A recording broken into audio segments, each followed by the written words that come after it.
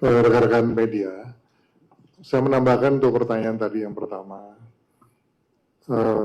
Kejaksaan Agung, dalam ini Pak Jaksa Agung dan jajaran, memang dari 7 des yang kita sedang laksanakan sejak bulan Oktober itu, khusus penanganan di bidang pencegahan, pemberantasan korupsi maupun juga perbaikan tata kelola, serta pengembalian devisa negara itu leading sektor atau tanggung jawabnya ada di Pak Jaksa Agung.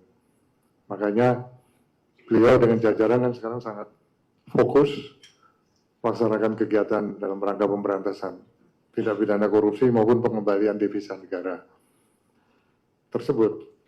Terkait dengan KPK, kemudian ada tim Tas Tipikor Polri, itu semua masuk dalam bagian des ini dan semua melakukan sinergi, termasuk penguatan koordinasi, sinergi, juga supervisi, agar prosesnya bisa lancar ke depan. Makanya di dalam des ini juga ada BPK dan BPKP untuk penghitungan kerugian negara agar bisa cepat, fokus, dan menjadi prioritas. Terkait dengan hukuman atau vonis yang dirasakan kurang memenuhi rasa keadilan masyarakat, pemerintah dalam hal ini Bapak Presiden itu sangat mendengarkan masukan-masukan dari masyarakat, di mana vonis yang diberikan ini dirasa kurang adil gitu, kurang memenuhi rasa keadilan masyarakat, sehingga Presiden sudah memerintahkan juga pada Pak Jaksa Agung untuk melakukan upaya banding terhadap putusan vonis tersebut. Di samping itu, dari Komisi Yudisial juga sedang melakukan pendalaman yang terkait dengan kemungkinan adanya pelanggaran kode etik atau pelanggaran-pelanggaran lainnya yang dilakukan oleh para pihak, baik itu dalam hal ini tentunya hakim. Demikian yang bisa saya tambahkan. Silakan kalau masih ada yang lain. Silakan. Terima kasih Pak atas waktunya dan juga upayanya untuk melakukan penyitaan serta penindakan hukum terhadap koruptor, Pak. Yang pertama, Pak, masih terhubung dengan putusan terkait Harvey Muiz yang diputus 6 tahun 6 bulan, padahal jaksa menuntut 12 tahun, begitu Pak. Kita tahu di masyarakat kemudian muncul isu, muncul kontroversial dan kemudian menjadi desakan kepada pemerintah dalam konteks ini no viral no justice yang selama ini dipandang sebagai kontrol sosial atas munculnya ketidakadilan dan penegakan hukum yang tajam ke bawah tapi tumpul ke atas. Nah, dalam konteks ini kita tahu bahwa kemudian KJ melakukan proses etik dan sebagainya. Nah, ini kan seperti pemadam kebakaran, Pak. Bagaimana upaya yang mungkin lebih ke depan yang diharapkan dari Bapak Menko sebagai pihak, sebagai pejabat yang selama ini memang kita tahu sangat punya pengalaman dalam bidang hukum. Nah, apakah ada satu treatment khusus yang dilakukan agar tidak ada penegakan hukum yang seperti semacam itu, yang penegakan hukum yang memandang bulu atau tajam kepada rakyat kecil tapi tumpul, sehingga penegak hukum itu tidak menjadi pemadam kebakaran. Itu yang pertama. Yang kedua, untuk Bapak Jaksa Agung, kita tahu bahwa dalam beberapa kasus beberapa bulan yang lalu, kasus Ronald Tanur dengan putusan vonis yang memang rendah dan kemudian ternyata Kejaksaan Agung mampu untuk mengungkap adanya penyebab dari putusan yang aneh itu dan putusan yang dianggap tidak adil itu berupa suap terhadap hakim. Nah, apakah dalam konteks ini, dalam kasus timah ini, hal itu juga dilakukan untuk pendalaman terhadap hakim dan sebagainya, begitu Pak? Terima kasih banyak Pak.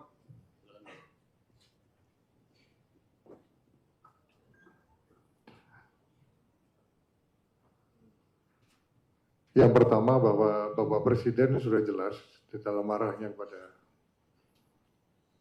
kita yang tergabung di dalam DES, pencegahan dan penanganan tindak pidana korupsi, bahwa penanganan terhadap tindak pidana korupsi harus tegas dan tanpa ragu-ragu.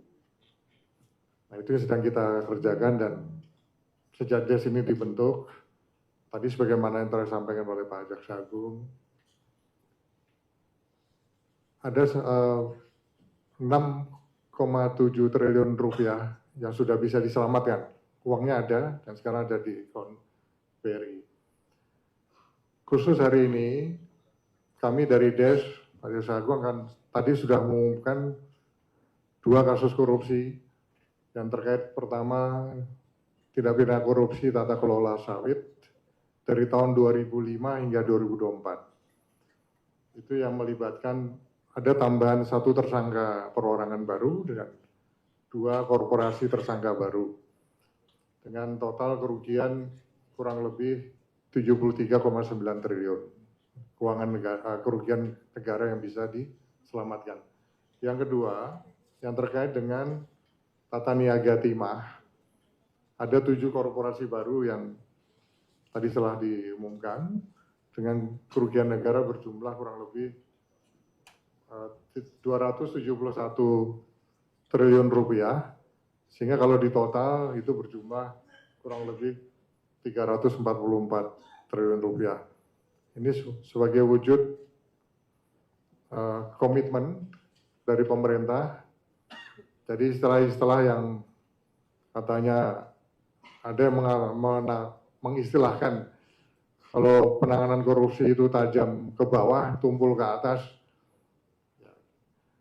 Tunggu saja, kita banyak nanti episode-episode berikutnya yang akan kita umumkan begitu. Ini baru awal ya, baru awal, hasilnya sudah spektakuler. Dan pemerintah berkomitmen untuk terus memperkuat langkah-langkah penegakan hukum yang semakin responsif dan memenuhi rasa keadilan masyarakat. Sehingga semuanya ada kepastian hukum dan memenuhi rasa keadilan masyarakat. Demikian yang bisa saya tambahkan. Silakan Pak Jaksa Agung kalau ada tambahan. Baik, pertanyaan untuk apakah tindakan seperti terhadap hakim yang melaksanakan tanur, saya katakan iya.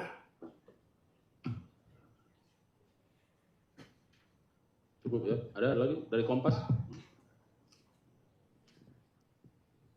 Ya, silakan Kompas. Selamat siang, perkenalkan saya Nanda Aprilia dari Kompas TV.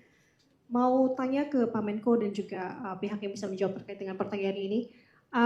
Mau tanya terkait tax amnesty Pak, atau pengampunan pajak. Ini tampaknya bisa menjadi upaya yang bisa menghambat niat ataupun cita-cita Pak Prabowo tentunya untuk pemberantasan korupsi. Nah, yang terbaru dalam pertimbangan kemarin hakim dalam kasus Helena Lim, itu disampaikan bahwa aset-asetnya ini diharuskan dikembalikan. Nah, artinya kan seperti apa untuk pengaturan dari tax amnesty ini, Pak Menko? Kemudian juga terkait dengan wacana soal denda damai koruptor, itu seperti apa Pak? Terima kasih.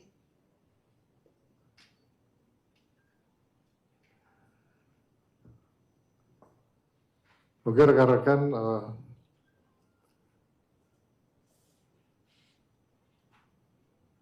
melihat narasi-narasi dari yang pernah didengar yang terkait dengan pemaafan terhadap para koruptor. Nah, kita tahu bahwa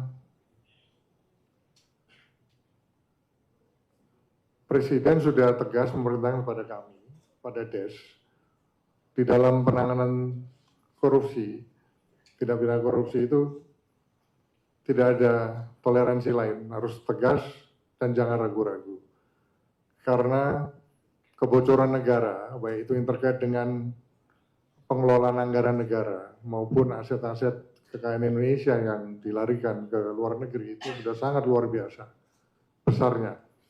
Nah, ini harus diselamatkan. Harus dikembalikan ke negara, semuanya digunakan sepenuhnya untuk pembangunan nasional dan kesejahteraan masyarakat. Meskipun kita tahu bahwa Bapak Presiden itu mempunyai hak untuk memberikan pengampunan, bahwa itu melalui mekanisme gerasi, amnesti, dan abolisi.